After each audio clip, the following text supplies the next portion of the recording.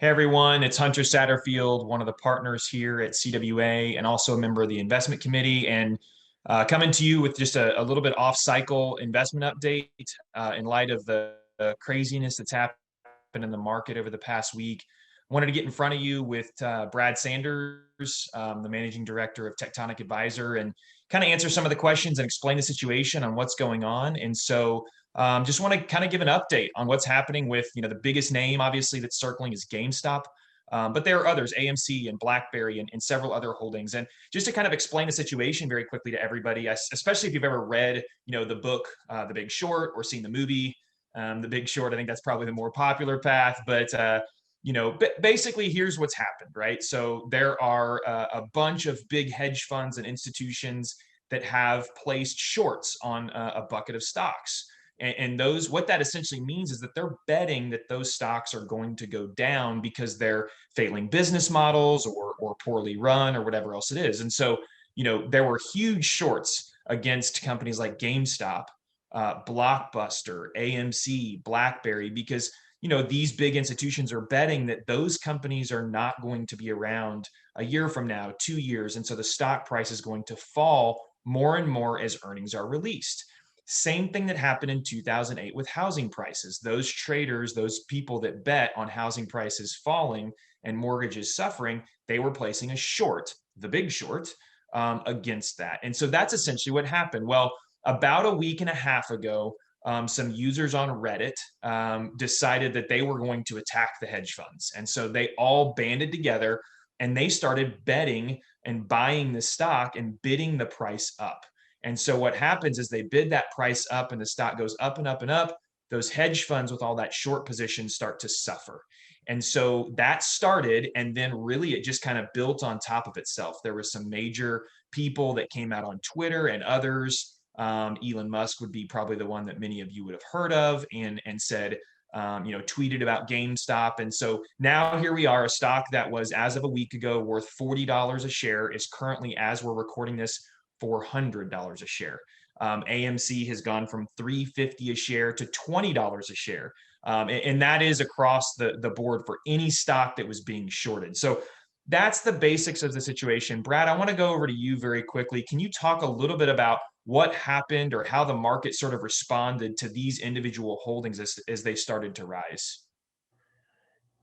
Yeah, it's more of a spectacle or anything. It's all the meme lords' fault. Have you heard the term meme lords? That's been going around. You know, this is not new. This has happened. I mean, at my previous firm, I saw this 5, 6 times with different stocks over about a 10-year period.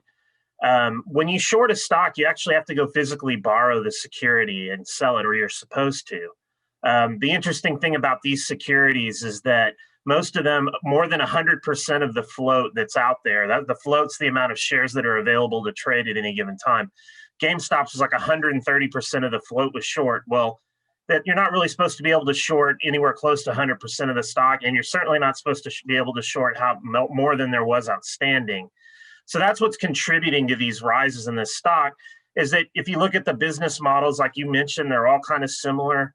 Kind of struggling businesses. There's not a lot of activity in these stocks because, I mean, BlackBerry, nobody's had a BlackBerry in 20 years or something like that.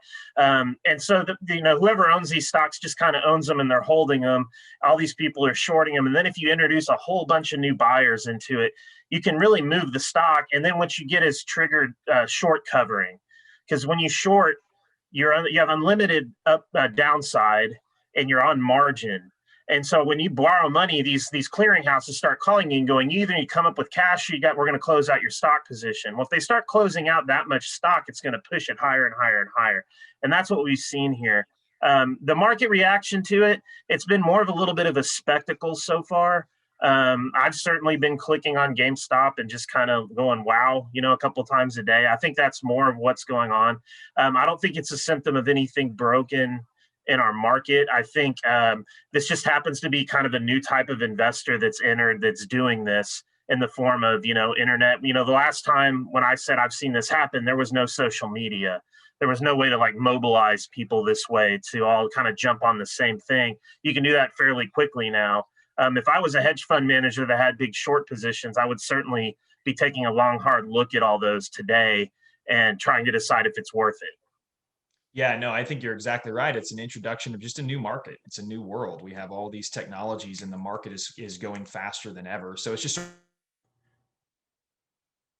sort of an interesting thing to watch. And I think a lot of clients have asked us as advisors to them, hey, what's the impact on the broader market of something like this? I mean, these are relatively small names, but can you speak a little bit about what's happened in the broader market over the past week or so? Is it reacting to that, or is it sort of business as usual? It's been relatively business as usual. It's dominated the news cycle. If that continues and that persists, we could start to see some broader market implications, but nothing that's really going to affect portfolios that are invested in things with fundamentals. It's you've seen some more regulatory type things coming out of this. TD Ameritrade shut down trading in GameStop and AMC yesterday. I saw it this morning. I didn't get a chance to read the story, but it appears that Robinhood is locking down people from trading those stocks because they don't want to be involved. And the SEC's made statements, and there's the heads are going to roll because of this. I don't know which side of the aisle the heads are going to be. So you're going to start to see a lot of regulatory stuff like that. You could have some broader market implications if you happen to be playing in these kind of stocks. Then certainly you might see some of that for like larger companies or real businesses that aren't shorted to the teeth, that actually have fundamentals. No, this is liable to not bleed over at all. Excuse me. Investing is supposed to be boring. And I hate to use that term, but like your investment portfolio is not supposed to resemble like some breathless action movie where stocks are moving around several 100%. And boy, I hope I get out before it crashes on. So if you're doing that stuff, one of the days it's a game of musical chairs. You're not going to have a chair when it's over. And that's really going to negatively affect your financial plan. The more boring your investment portfolio, the easier your life is. And the easier it is to kind of go about daily basis and keep your financial plan working. You don't have to do stuff like this to entertain yourself or to actually make money. It's actually possible to do both in other areas. Yeah, no, I think that's, a lot of people have asked, hey, does this change the investment philosophy for me as I'm working with an individual client, and really what I've told those clients so far is no. I mean, we still want to invest based on good fundamental decisions and kind of, Brad, to your point, focus in on just being kind of boring and smooth in this rather than speculating, because when you speculate, obviously you can, like you said, be left without a chair. And so I think that sort of reiterates the position that we take here at Kane Waters, which is really focusing in on good fundamental investing, good goals-based investing. So, finding out what you need to make your retirement plan successful, and designing an investment plan and an asset allocation that focuses on that and not chasing after, sort of these market mania, market speculation moments. So thank you so much, Brad, for joining us today. Thank you, everybody, as well. And we'll be back in front of you at the end of the month with a full monthly update on how the market has been.